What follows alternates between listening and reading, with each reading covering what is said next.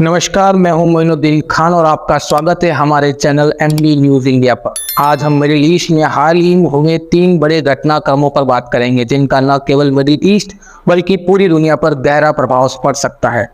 Netanyahu ने रक्षा मंत्री Yoav Gallant को किया बर्खास्त। पहले बात करते हैं इजराइल की प्रधानमंत्री बेंजामिन नेतन्याहू के हाल की विवादास्पद फैसले की। इजराइल की राजनीति में भूचाल लाने वाला यह फैसला उस समय लिया गया जब रक्षा मंत्री योव गैलेंट ने सरकार की न्यायिक सुधार योजनाओं पर चिंता जताई। गैलेंट का मानना था कि इस विवादास्पद योजना से देश की सुरक्षा पर असर पड़ सकता है। उन्होंने खुले तौर पर चेतावनी दी कि ये सुधार इजराइल की सैन्य शक्ति और सुरक्षा तैयारियों पर नकारात्मक असर डाल सकता है। नेतन्याहू की सरकार में इस सुधार पर पहले से ही असहमति थी, लेकिन गैलेंट के खिलाफ कार्रवाई से इन आंतरिक मतभेदों का सार्वजनिक प्रदर्शन हुआ। इस फैसले के बाद पूरे इजराइल में विरोध प्रदर्शन भी हुए। कई नागरिक और पूर्व सैनिक अधिकारी नेतन्याहू के इस कदम की आलोचना कर रहे थे और इसे लोकतंत्र के खिलाफ मान रहे हैं। इस पूरी न्यूज से प्रश्न उठता है कि क्या नेतन्याहू का यह कदम इजरायली रक्षा तैयारियों को कमजोर कर देगा?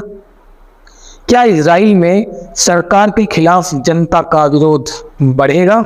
दूसरी बड़ी खबर है ईरान के विदेश मंत्री का पाकिस्तान दौरा। ईरान के विदेश मंत्री का यह दौरा ऐसे समय पर हुआ जब मिडिल ईस्ट में तनाव अपने चरम पर है। इस दौरे के मुख्य उद्देश्य मिडिल ईस्ट में जारी संघर्ष पर चर्चा करना और दोनों देशों के बीच सहयोग बढ़ाना था। पाकिस्तान और ईरान के इस बातचीत का महत्व इसलिए बढ़ जाता है क्योंकि दोनों देश मिडिल ईस्ट के अलग अलग गुटों से जुड़े हुए हैं। पाकिस्तान आमतौर पर सऊदी अरब जैसे देशों के करीब माना जाता है, जबकि ईरान का झुकाव सीरिया, हिजबुल्लाह और यमन के हुती विद्रोहियों की तरफ है।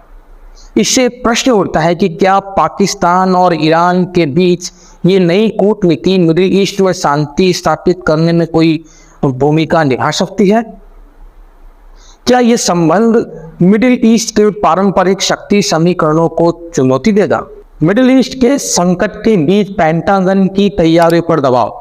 तीसरी बड़ी खबर है अमेरिका के रक्षा मंत्री विभाग पेंटागन पर बढ़ते दबाव की। वॉशिंगटन पोस्ट की रिपोर्ट के अनुसार गाजा में जारी संघर्ष के शुरुआती हफ्तों के बाद पहली बार अमेरिका में कोई विमान वाहक पोत पास में मौजूद नहीं होगा।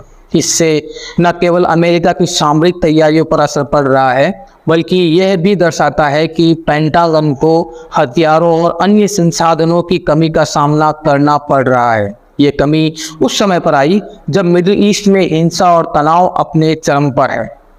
अमेरिकी सैन्य अधिकारियों का कहना है कि ऐसे समय में जब मिडिल ईस्ट में संघर्ष बढ़ रहा है, ये स्थिति अमेरिकी रक्षा रणनीति के लिए चुनौती बन सकती है। कई विशेषज्ञों का मानना है कि इस कमी के कारण अमेरिका को अपनी सैन्य रणनीति को फिर से देखने की जरूरत है। प्रश्न उठता है कि क्या पेंटागन की इस स्थिति से मिडिल ईस्ट में अमेरिका की ताकत कमजोर हो सकती है? क्या ये अमेरिका को उसकी पारंपरिक स्थिति से हटकर नई रणनीतियां अपनाने के लिए मजबूर कर सकता है? इन तीनों घटनाओं को एक साथ देखने पर ऐसा प्रतीत होता है कि मिडिल ईस्ट में शक्ति संतुलन को लेकर एक नई लड़ाई शुरू हो रही है। इजराइल, ईरान, पाकिस्तान और अमेरिका सभी इस क्षेत्र में अपने अपने प्रभाव को मजबूत करने की कोशिश कर रहे हैं। ये देखना दिलचस्प होगा कि इन घटनाओं का आने वाला समय में क्या क्या प्रभाव पड़ता है। वीडियो खत्म करने से पहले हम आपसे ये पूछना चाहते हैं कि क्या आपको लगता है कि इन घटनाओं से मिडिल ईस्ट में शांति स्थापित हो सकती है या स्थिति और बिगड़ सकती है?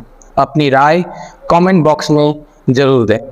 अगर आपको ये वीडियो पसंद आई हो तो लाइक और सब्सक्राइब करना न भूलें। ऐसे ही और वीडियो के लिए हमारे चैनल के साथ जुड़े रहें। धन्यवाद।